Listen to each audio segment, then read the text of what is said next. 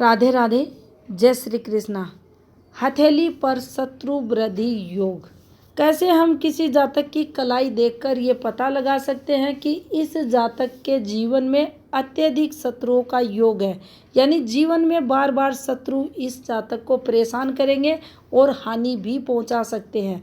तो देखिए, कुछ इस प्रकार से हमारी हथेली पर मणि बंद रहता है। ये यहाँ हमारी जो हाथ है, ये वाला हाथ है और ये हैंड है, और इनके बीच का ये जो भाग रहता है इसे कलाई का भाग कहा जाता है। और इसी पर जो ये रेखाएं चलती हैं, इन रेखाओं को मणिबंध रेखाएं कहा जाता है। तो देखिए, यहाँ कुछ रेखाएं रहती है, एक भी मिल सकती है, दो भी मिल सकती हैं, 3 4 संख्या में किसी किसी के बहुत ही रेयर स्थिति में ये 5 भी होती हैं, 1.5 भी हो सकती है, 2.5 भी हो सकती है, कितनी भी हो सकती है। तो देखिए कैसे बनता है शत्रु वृद्धि योग। यहाँ इन रेखाओं का मतलब भी समझ लेते हैं। ये रेखाएं क्या कहती है। पहली रेखा, यहाँ एज भी बताती है रेखाएं, 55 से 25 साल। दूसरी रेखा 25 से 50, तीसरी 50 से 75, ये 75 से 100 को। अब यहाँ इनका मतलब क्या होता है। पहली रेखा, जिसकी भी हथेली पर पहली रेखा कंप्लीट बनेगी उस जातक का स्वास्थ्य उत्तम रहेगा। कंप्लीट कैसे बनती है, ये रेखा कहीं से टूटी हुई नहीं होनी चाहिए। इस रेखा पर कोई भी क्रॉस वगैरह नहीं बनना चाहिए। ये अगर इंडिपेंडेंट बनता है, अकेला ये बनता है, किसी भी जगह पर इस रेखा पर मान लीजिए ऐसे एक ये नुमा से फॉर्मेशन पर ये रेखा मिलेगी आपको। दुर्लभ फॉर्मेशन है ये, देखिए आपको आम हाथों पर नहीं मिलेगी ऐसी मणिबंध की रेखा। लेकिन अगर ऐसा एक ये दिखे, अच्छा नहीं है, ऐसी लड़ी नुमा दिखे तो ये बहुत अच्छी है। यहाँ अगर आपको कोई भी धब्बा वगैरह दिखाई दे तो ये भी सही नहीं है, आपके स्वास्थ्य में कमी को, संघर्ष को ये बताएगा। तो देखिए, पहली रेखा आपकी हेल्थ अच्छी है, दूसरी रेखा आपका बिजनेस अच्छा है। इस पर अगर कोई दोष है तो आप मान लें आपको आपकी जो भी फील्ड है वर्किंग, उसमें नुकसान होगा। तीसरी रेखा आपको अच्छा धन सुख, अच्छा काम का सुख, अच्छी पॉजिटिविटी, पारिवारिक सुख की तरफ संकेत करती है।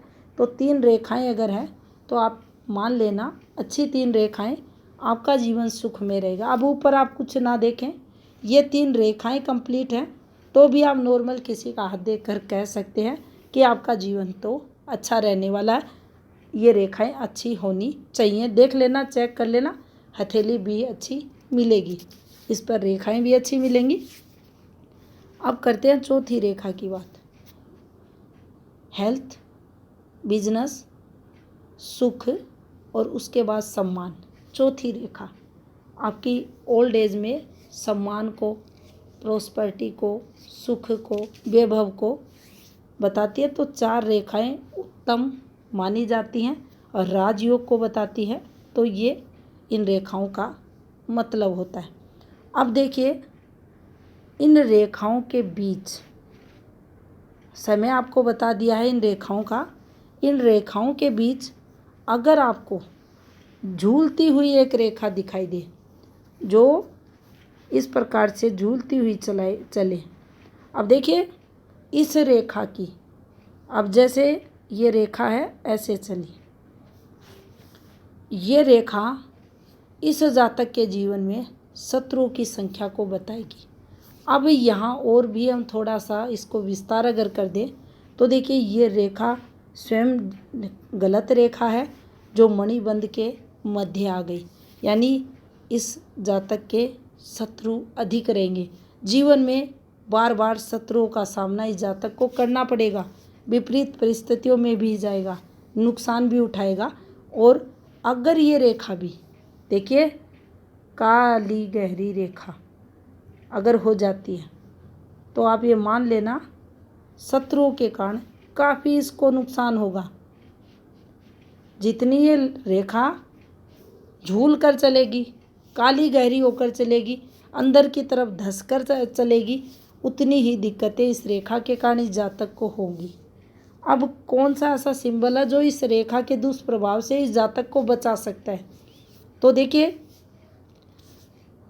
यहाँ मणिबंध पर ही इस रेखा के पास अगर ऐसे एक फॉर्मेशन आपको बनती हुई दिखाई दे, एक वर्ग सिंबल बन जाए जिसे स्क्वायर सिंबल कहते हैं, तो आप ये मान लेना शत्रु तो रहेंगे, कोशिश भी करेंगे नुकसान करवाने की, लेकिन ये आ गया है, ये बचा भी लेगा।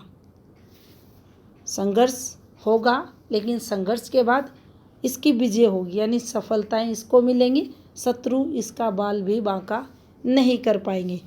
तो इस रेखा को शत्रु रेखा कहा जाएगा, इस चिन्ह को बचाव का चिन्ह कहा जाएगा। और मणिबंध पर अगर ये रेखाएं बनती है तो ये हमारी हथेली पर शत्रु वृद्धि योग को बताती है। इसके अलावा हथेली पर भी काफ़ी सारे योग बनते हैं जो शत्रुओं की संख्या को बताते हैं, शत्रु संख्या में अधिक रहते हैं, शत्रुओं का योग जीवन में रहता है। आगे कर एक एक कर उन पर भी चर्चा करेंगे। वीडियो अगर आपको अच्छा लगा है तो इसको लाइक कमेंट ज़रूर करें। धन्यवाद।